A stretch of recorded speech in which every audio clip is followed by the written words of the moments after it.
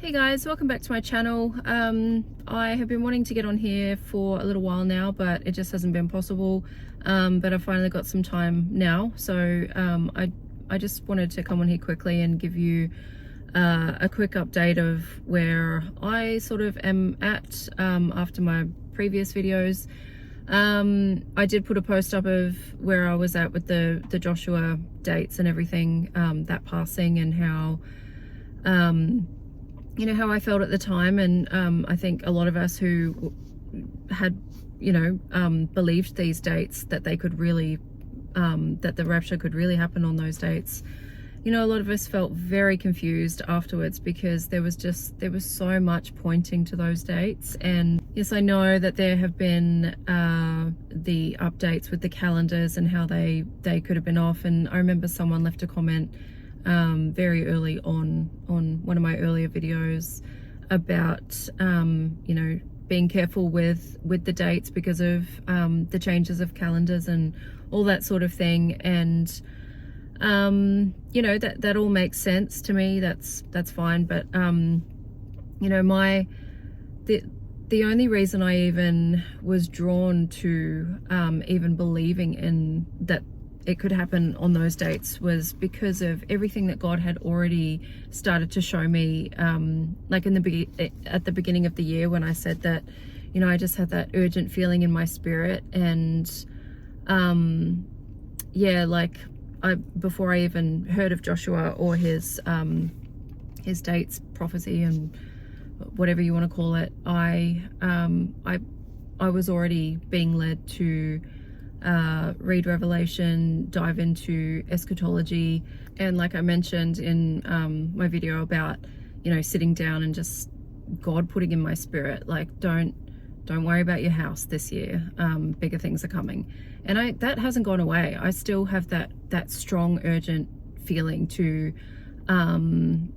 share the gospel with people. And also that, something big is still coming this year. Like that feeling has not left me. Yes, I was a little confused after those dates passed, but everything else still stands. I know, I trust God. I know He knows what He's doing. He doesn't need my help or anyone else's help to, help things along. And like Bible prophecy, it blows my mind. Like the fact that Trump and Israel, that like this whole peace and security deal, a lot of Christians are talking about in 1 Thessalonians chapter 5 verse 3, while people are saying peace and safety, destruction will come on them suddenly as labor pains on a pregnant woman, and they will not escape. And so that's why everyone's looking so closely at this peace deal that Trump has been orchestrating. And yeah, it's like the Christians who are watching everything that's going on in the news and the signs of the times, we can all feel it, that something big is coming. And I was also led to this encouraging verse from Habakkuk chapter 2 verse 3. Yeah. And it says, "For the revelation awaits an appointed time. It speaks of the end and will not prove false. Though it linger, wait for it. It will certainly come and will not delay." And then it goes on to say, "See, the enemy is puffed up. His desires are not upright, but the righteous person will live by his faithfulness." And then the parable of the 10 virgins, that also talks about, the 5 foolish and the 5 wise virgins, and how 5 of them fell asleep because the bridegroom was taking too long to appear. So 5 of them missed out. A lot of people point that verse to the rapture and being ready for the rapture. And Jesus also warned of being ready, keeping watch, otherwise the day will close on us like a trap. In Luke 21 verse 34, it says, "Be careful, or your heart," this is Jesus saying, "Be careful, or your hearts will be weighed down with carousing, drunkenness, and the anxieties of life, and that day will close on you suddenly like a trap." For it will come on all those who live on the face of the whole earth. Be always on the watch and pray that you may be able to escape all that is about to happen, and that you may be able to stand before the Son of Man. And also, I just want to share that the other day I was just sitting down looking at some like AI videos of Jesus walking in the clouds, and like it was so nice. It just really nice imagery, and you know, it just made me like I just can't wait to, you know, be with Jesus. But you know, I was sitting down, and as I was like just thinking about him returning, I just felt him so close. Like it was like I didn't have a vision, but it was like I could feel him at the door, like just almost with his hand on the door handle. Like I just felt him so close. And I don't have things like that happen to me super often. It just sort of comes and goes, and it has all year, just little things like that, like just this intense feeling of Jesus' presence and him telling me that, yeah, like he's just around the corner. He's so close. And with everything that's playing out in the news and in the world, like we can see that we're living in the times. We're definitely in the season. And that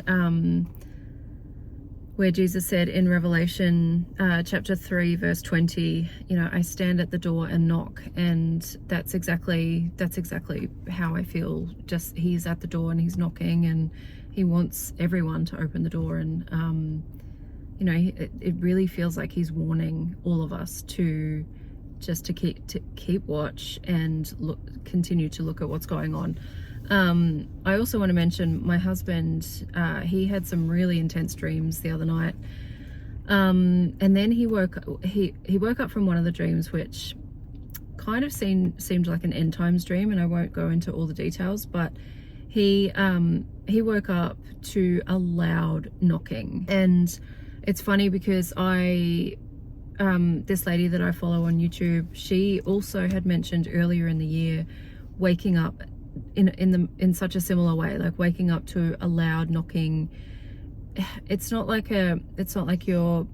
anyone else can necessarily hear the knocking, but it's like a knocking in your spirit. That's the best way I can describe it, because I have also had little things like that where I've like been woken up by something, but it's like within my spirit. It's not a physical literal noise that I've heard, but it's something like inside. And you know, Jesus like I said, he communicates with us in all different ways. And yeah, like my husband said that when he